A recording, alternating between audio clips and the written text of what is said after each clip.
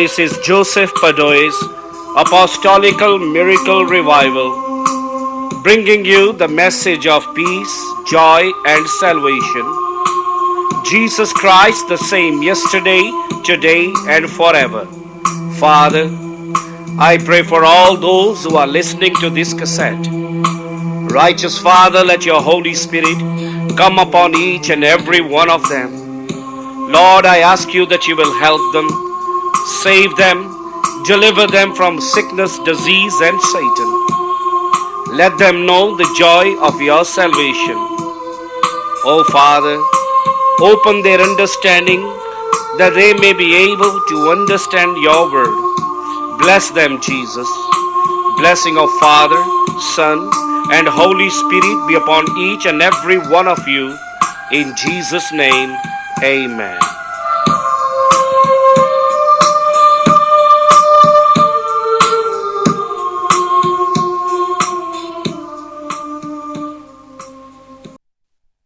We're going to read Joshua chapter 1. He was a great man of God. The word Joshua also means the Savior or the Lord saves. The right pronunciation is Yahshua, same as Christ's name, Yahshua. Now Joshua's call and commission was anchored on three things. He had to do three things. Number one, he was the one who had to cross the river Jordan and led the children of Israel out of the wilderness, across the river Jordan, to the land of Canaan, which God promised to the fathers. He has to mobilize his army to fight off all the kings of Canaan. And thirdly, he had to divide the land of Israel or Canaan among 12 tribes. Joshua was a right man. Joshua was a simple man of God, and he was already predicted by God to be a next leader through Moses, because God said to Moses that it is Joshua who will lead the children of Israel across river Jordan on the other side. Now about Joshua, we can see he's a man of war, a great warrior, who goes before the children of Israel. He already fought many battles when Moses was alive, and God gave Joshua victory upon victory. Joshua is a very brave man, able to endure hardship, not to give in when the fatigue rises, not to give in when the war gets very hot. He learned to obey God, and he also learned to obey God's prophet Moses. He never gave in any fight that he fought, though the enemies were many times far more numbered than the soldiers of Israel. For Joshua was a man of God, and his trust and faith in God is completely.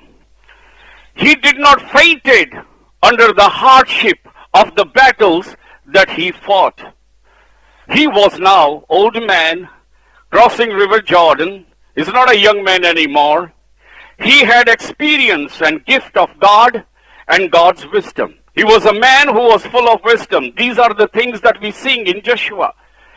And he was a faithful man. Remember, there were 12 spies that were sent by Moses to go and spy the land of Canaan, which is now Israel, and to bring the report how good that land is. And we know that the two of the spies, one was Joshua and the other was Caleb, who were faithful to God. The spies went and spied the land of Canaan, and they came back and they brought the report to Moses. The rest of the spies, 10 of the spies, they brought a bad report. They said the land is fruitful. The land is good. The land is truly as God has said, flowing with milk and honey. But there is a problem. That in that land there are living people who are known as the children of Anak, and they are giants. We are like grasshoppers before them. There is no way that we can win this battle, because these people are giants of the land. And when the children of Israel heard that, they started crying and blaming Moses that you brought us out of the land of Egypt to die from the hands of sons of Anak. But you see, Joshua and Caleb, two spies, they brought good report. They said to the people, fear not, it is true the sons of Anak are giant and mighty men, but remember we got God and we can fight the children of Anak. But they would not listen to Joshua or Caleb, but God was happy with Joshua and Caleb. And he said about them that these are the people who have followed me with all of their hearts. And here we can see that how God was already moving in Joshua because he is an obedient servant, able to minister to God and not to come under any pressure, as it were. When the children of Israel were crying, speaking against Moses, it takes a gut. Joshua stood. There was only two men stood out of whole the church. That's happened today. People will tell you they'll stand for God. You know, when the time comes, they're nowhere near. But there were only these two men. There were people standing there. They had rocks in their hands. The Bible says they were going to stone Moses. And Joshua stood there. And so did Caleb stood there. And they say to the people, listen, don't listen to these 10 spies. We can win this war in the name of the Lord our God. But they would not listen. But God was pleased with Joshua.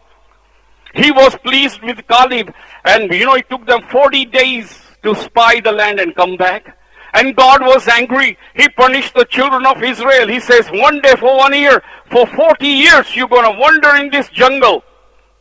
And on top of that, all of you going to die in that jungle because you rebelled. Only those children who are of 20 years of age and under, they will survive. But you will die in this jungle. And out of that old generation, and it is sad, they were all called to receive eternal life, but they lost it because of unbelief and because they would not stand for God.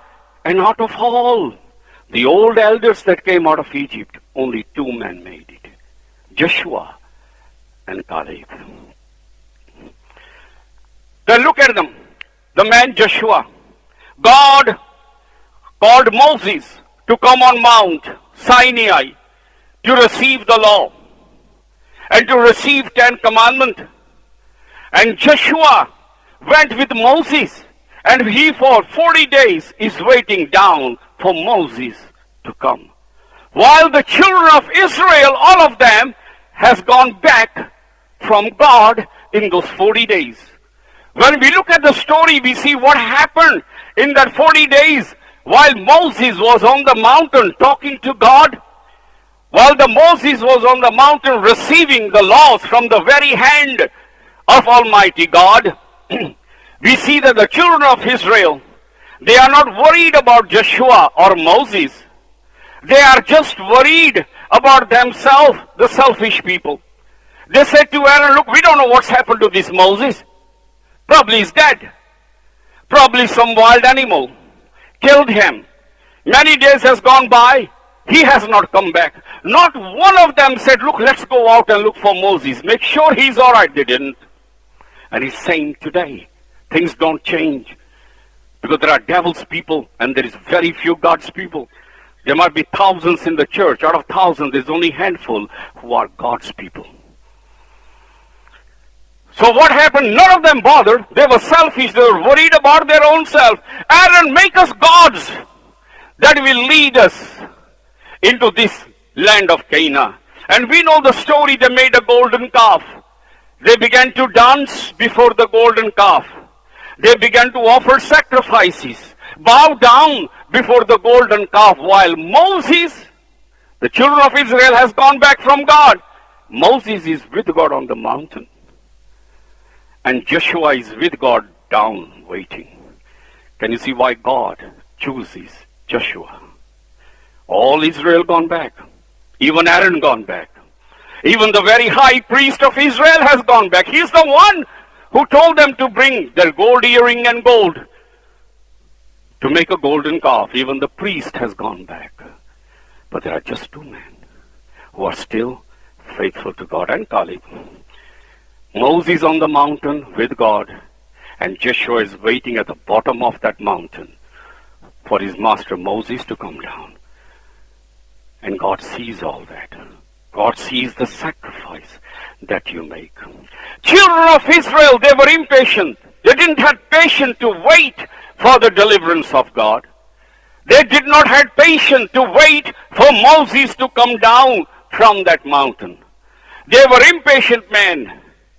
But Joshua is a patient man. He goes without food for 40 days. He goes without water for 40 days, even as Moses is waiting for Moses to come down. Whole Israel has left God behind the scene. Whole Israel has bowed before the golden calf. Even the high priest has fallen down. Even the high priest has been taken by the devil. Even he's the one organizing this worship of a golden calf. Yet there are just these two men, one on the mountain speaking with God, and one below speaking with God.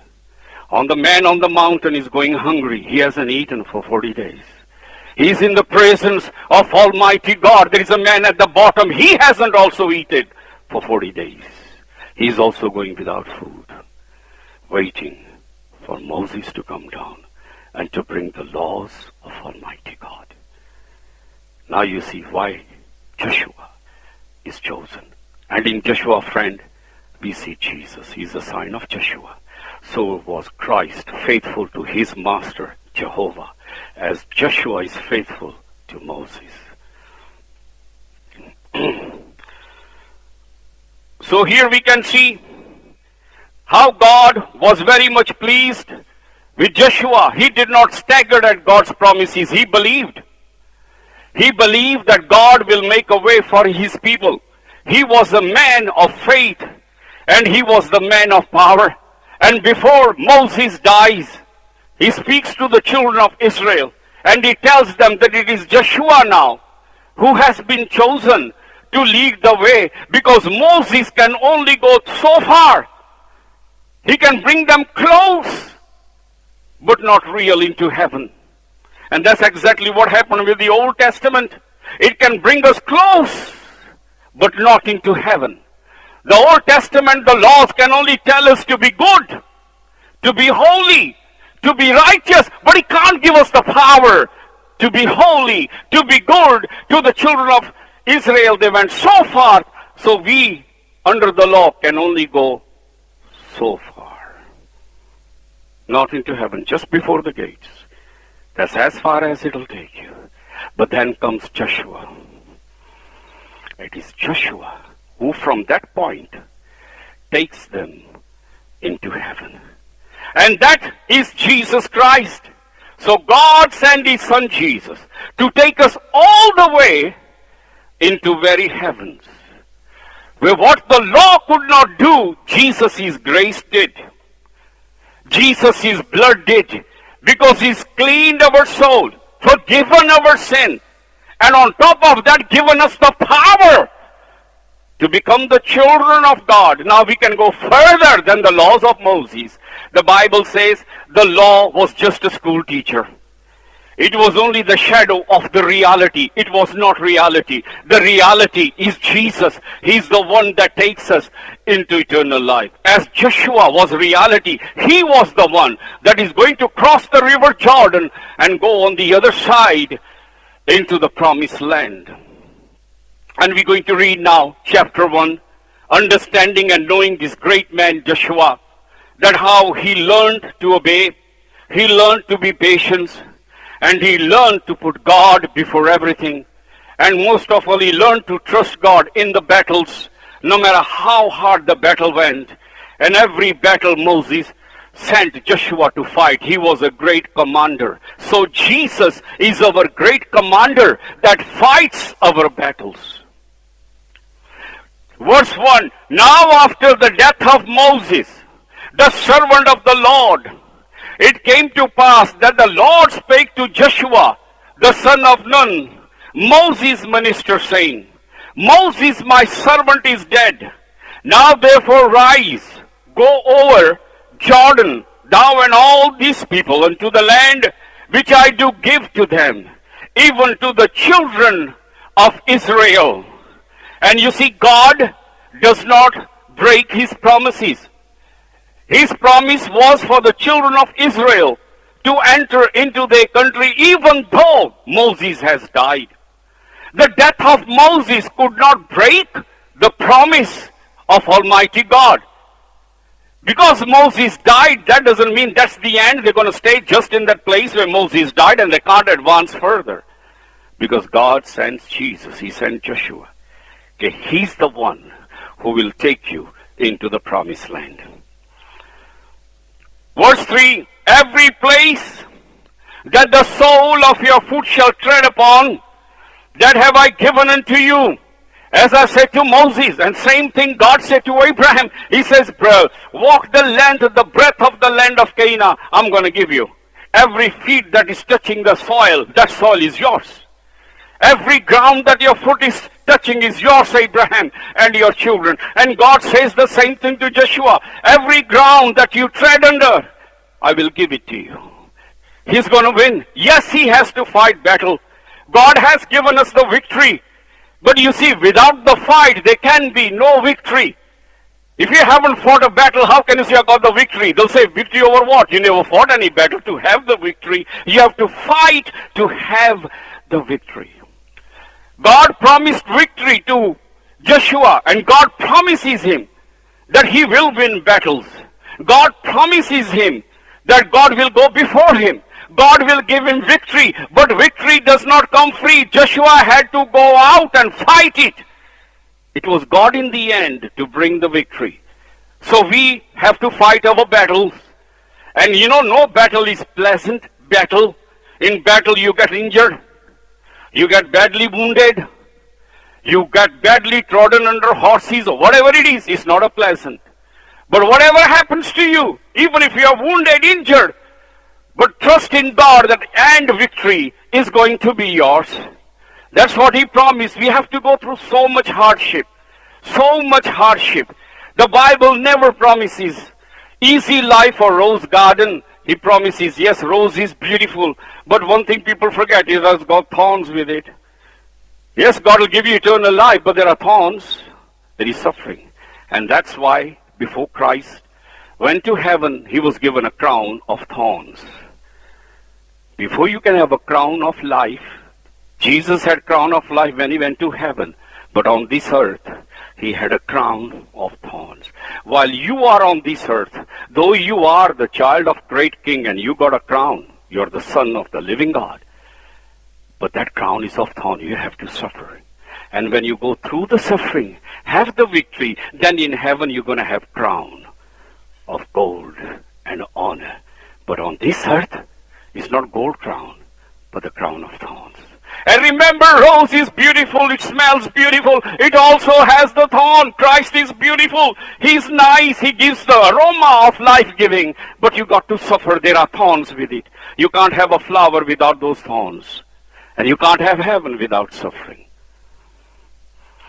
Verse 4, from the wilderness and this Lebanon, even unto the great river, the river Euphrates, all the lands of Hittite, unto the great sea toward going down of the sun shall be your coast. And God gives him the borders of the country that he's going to give. There shall not by any man be able to stand before you all the days of my life. As I was with Moses, so I will be with you. I will not fail you, nor forsake you. God gives great promise. Joshua, don't worry. I'm going to stand by you. Listen, you ain't going to lose any battle. No man is going to stand before you. Yes, they will come, but they won't be able to stand. God promised victory. We will have enemies. We will have the people who hate us.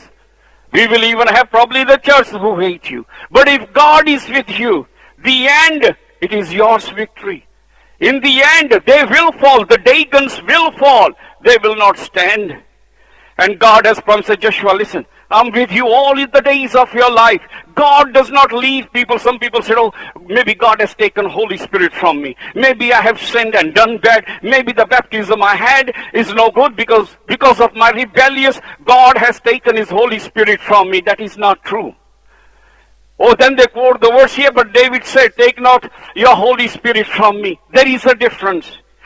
David was not baptized with the Holy Spirit. The Holy Spirit was not inside David. It was with him. And when the Holy Spirit is with you, God can withdraw His presence. He can even do now. But when the Spirit is given inside you, He hasn't given Him to live in you, to take Him out. Yes, God might withdraw His presence from you for a while because you're rebellious, but He will not take Spirit from you. Because it's not with you, it is inside you. And here God said, I'm not going to leave you, Joshua. I am going to be with you. I'm never going to fail you. Fight the battle. Go in the name of the Lord. I'm never going to leave you. Yet there are times, very much times, when the things look very, very bad. There are times when it looks God is not with you. When you see everything is going wrong. You believe in God, but your life is getting hell. Worse and worse. But still stick to Christ. The Bible says, we're going to read the story of Ruth, that in the land of Israel, there was a famine. And famine, always in Old Testament, means judgment God would bring. And Naomi, her husband, they took their eyes of Israel. They started looking toward the land of Jordan because the things were bad. And they thought, well, what we can do instead of just staying here, let's go to Moab. Because Moab is a fruitful country. There is plenty of rain, prosperity. And then when things are better around here, we'll come back. And the Bible says that God in the end blesses Israel. And when Naomi heard that God has given bread to Israel, she is now thinking of coming back. But she is coming back as a woman who lost everything. Her husband died in Moab. Her 2 sons died in Moab. And now Naomi is coming back completely empty-handed. She went to the land of Moab. She was full. She had her husband. She had her 2 sons. Now she coming out of Moab with nothing. She lost her husband. She lost her 2 sons. And that's what God is saying. It was Naomi's fault. Even if God sent the famine, while you're standing with God in the land of God, you're going to be safe. You go out of God, say, well, things are going bad with God. I don't feel God. There are troubles coming. I can't see God. I'm calling on Jesus. He is not answering me. Things are going very bad. And then you start looking at the world. I may as well have a good time. I may as well this, my friend. You can go there. You're going to lose everything. Best is to suffer and stay with Christ. Because in the end, He blesses Israel. To suffer with Christ. I know things are very bad. It's going to get worse. But stand where God wants you to. Even there is a famine. And sometimes we have famine of God when we don't feel God with us. When we feel what we are praying, opposite is happening. When we feel, I'm praying for this, nothing is happening. God is not moving. That is a spiritual famine. But even if you're going through that spiritual famine, stay where you are with God. Job went through famine, where everything he loses. God doesn't look, He's there. Looks like God has cursed. His friend says to Job, you're cursed. God has cursed you. You lost everything. But Job stood where God wanted him to stay. In that famine, the spiritual famine, he stands. And in the end, he receives blessing because he stood where God wanted him to stay. It's better to suffer with God than to suffer out of God. So to suffer with God, no matter how bad those things are, stay with God.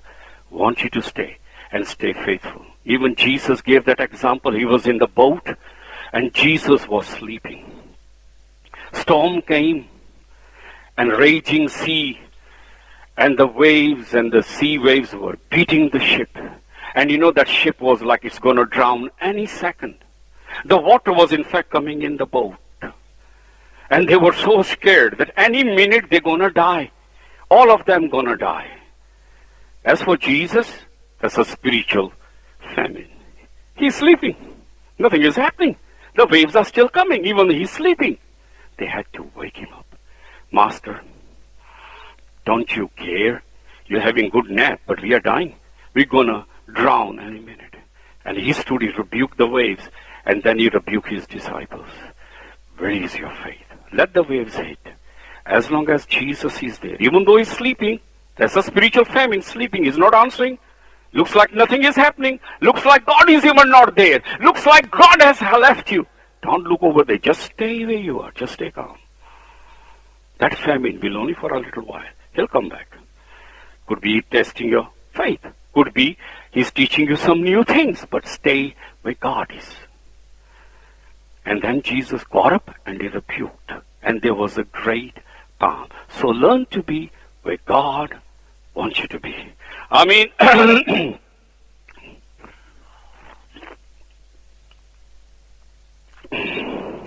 we read verse 6, Be strong and of good courage, for unto this people shalt thou divide an inheritance, the land that I swear unto their fathers to give them.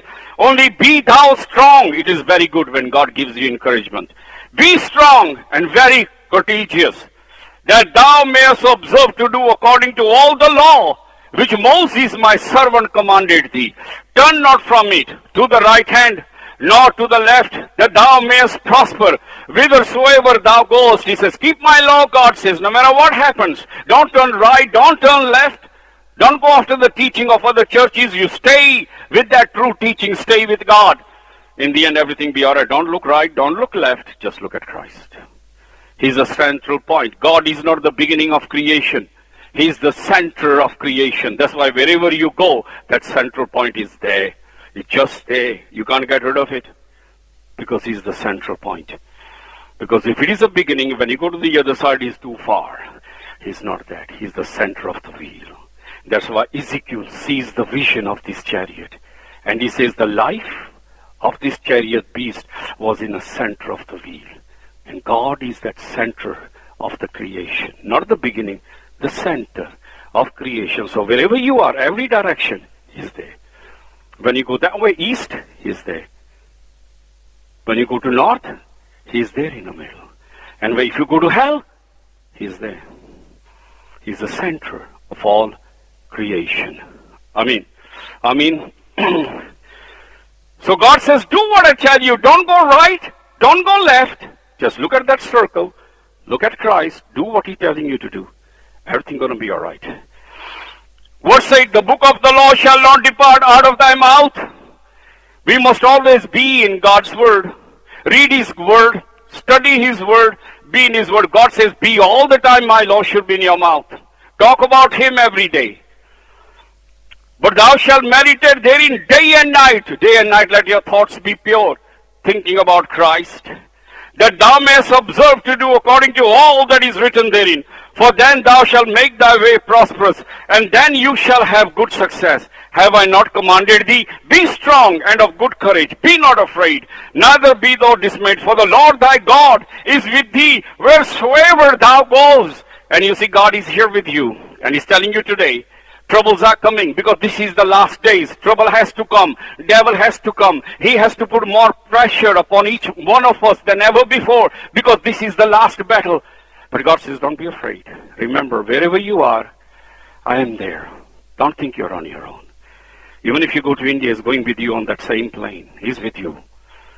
When Paul Silas was in prison, Christ was there standing with him. When Peter was thrown in those chains, Christ was there.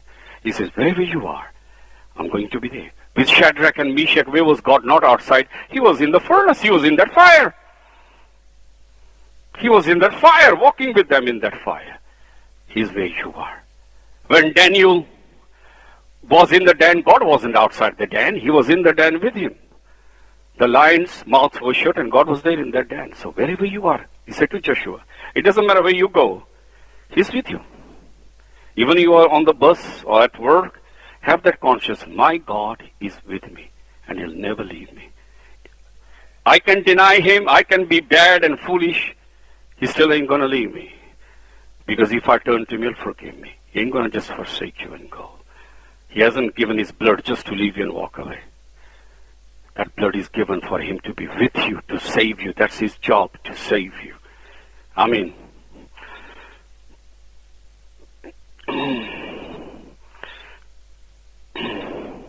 Then, and Joshua commanded the officers of the people, saying, pass through the host.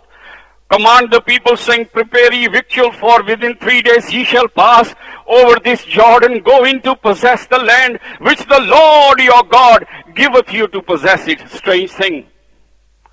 Joshua is not telling them to make boats. They are just outside River Jordan. God told them, you got to cross that river. But them got no boats. 3 days are left. And Joshua is not saying to the people, listen, we got 3 days. Better go to the forest, chop some woods, and make a big boat, or boats for ourselves, because we have to cross the River Jordan. He is not saying that. Why not? Because he trusts in power of his God. He knew that when my master Moses waved that stick, the water was divided. And he knew God will do something with this river. All he tells them, just make the food that will last you. Because we're going to take a journey. You'll need a food. So make a food. But not boats. That's God's work. Because God likes to work where there is impossible things. God loves impossible things. That's why, when we got a problem, it's so impossible. So, can God help me? Yes. Because he loves when things happen impossible. Because he likes to make possible, impossible, possible. God will always work where the things are impossible. Sometimes I say, can God help me? My situation is so bad. Will I ever come out of it? My battle is so strong. Will I ever pull out? If your situation, your problem is impossible, praise God. Because God likes to work where the things are impossible. And where the things are possible, he ain't going to work. You can do that yourself. But when you say, God, this is impossible, he said, good child. I'll make it possible. You need me now. But if thing is possible, I don't need God. I can do it myself. So God works where there is impossible. That's why God says, I make impossible possible. That's where he likes to work. Situation is impossible. They haven't got the boat. They have to cross Jordan. That's impossible. And there are thousands of them. Men, women, children. And on top of that, they got thousands of cattle with them. They all have to cross this sea. There is no boats. There's nothing. It's impossible. But Joshua knows it is impossible. He gives it to God. This is impossible. I can't cross it. There's so many people. I got no boat. And he left it with God. But what was possible, he did it. Go and make the food for the journey. That's possible. That impossible, we can't deal with it. God has to deal with it. But make a food, because we're going to take journey and there won't be time to making chapatis and curries. So make it now for your journey. And leave that impossible into God's hand. Let him sort the river out. But you sort the food out. What you can do, you do. What is impossible, that's God's job. Verse 11, we read again. Pass through the host, commanded the people, saying, prepare you victual, that means make food. For within 3 days you shall pass over this Jordan and go in to possess the land which the Lord your God gives you to possess it. And the Reubenites and the Gideonites and the half tribe of Manasseh spake Joshua, saying, remember the word which the Moses, the servant of the Lord, commanded you, saying, the Lord your God has given you rest, and has given you this land. Your wives, your little ones, your cattle shall remain in the land which Moses gave you on the other side Jordan. Ye shall pass before your brethren, armed all the mighty men of valor, and help them. There is a great lesson. Just before the Jordan, there were 2.5 tribes which were going to stay there. That land was given to them by Moses before he died. And Joshua reminds the tribe of Reubenites, and the tribe of Gideonite and Manasseh, half tribe of Manasseh, 2.5 tribes. Listen, God has given you this place before crossing Jordan. But remember one thing, your brothers are crossing Jordan. They have to fight the battle. Remember what Moses said, your children can stay here, your wives can stay here, your cattle can stay here, but you got to help your brothers. Same thing with Christ. You cannot say your brother's problem is not your problem. That's not Christianity. You cannot say your sister's problem is not your problem. It is easier, oh, it's not my problem. In Jesus, it is your problem. In Jesus, you share each other's burden. That's what makes Christianity. Christ could have said, well, it's your sin, it's not my problem. But he didn't. The Bible says we are to share each other's problem. You might not have a problem, but if your brother or sister in Christ got a problem, you got to make his problem your own. And then God will bless you because you are fulfilling the law of Almighty God. So he says, listen, Moses told you, given you this land. But remember, your brothers are fighting. You can't say, well, I got my land. It's not my problem of my brothers. Let them fight their own battle. I got my land. That's selfishness and sin. He says, no, let your wife stay here. Let your children stay here. But you, young men, brave men, pick up your swords and come with your brothers to fight the rest of the battle. You can't stay still in your life and say, I am at peace. You have to share other people's burden. Otherwise, one day that peace of yours will be destroyed and you will ask for God to help. He won't help you. He said, did you help others? He says, do unto others as you would have done unto yourself. Be merciful and you will then afterwards obtain mercy. So he said to them, you can't just sit and say, it's not my problem. It is your problem.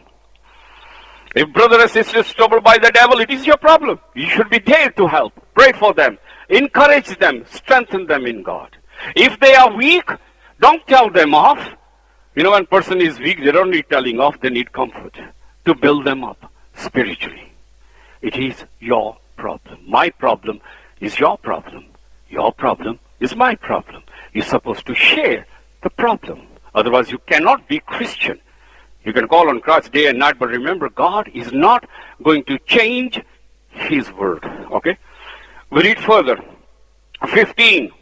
Until the Lord has given your brethren the rest, as he has given you, and they also have possessed the land which the Lord your God giveth them, then you shall return unto the land of your possession, enjoy it, which Moses, the Lord's servant, gave you on this side Jordan toward sunrise. Say, you go with your brothers, leave your wives back, leave your children back.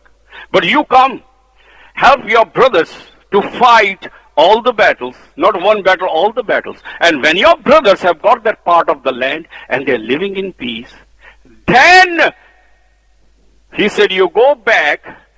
He said, you go back then, and what you call, you go back, and then then you can enjoy your life. Then you can enjoy the goodness that God has given you. When you first help your brothers. And they answered Joshua, saying, all that thou commanded us, we will do. Whithersoever thou sent us, we will go. According as we hearken unto Moses, and all the things, so will we hearken unto you. Only the Lord thy God be with thee, as he was with Moses. Whosoever he be that doeth rebel against your commandment, and will not hearken unto your words, in all that you have commandest him, he shall be put to death. Be strong and of good courage. And the people says, look, Joshua, we are with you. Everything that you said, we are going to do. And he said to them, listen, if any man doesn't listen to you, Joshua, even that man will be put to death. Amen. Our Father, who is in heaven, holy be your name, your kingdom come, your will be done, in earth as it is in heaven. Give us this day our daily bread, O Lord, and forgive all our sins, as we forgive those who have sinned against us. Let's not be led in temptation, O Lord, but deliver us from evil. For yours is the kingdom, the power, and glory, through Jesus our Lord. May the blessing of Jehovah, His Son Jesus Christ, the power of the Holy Spirit be on you.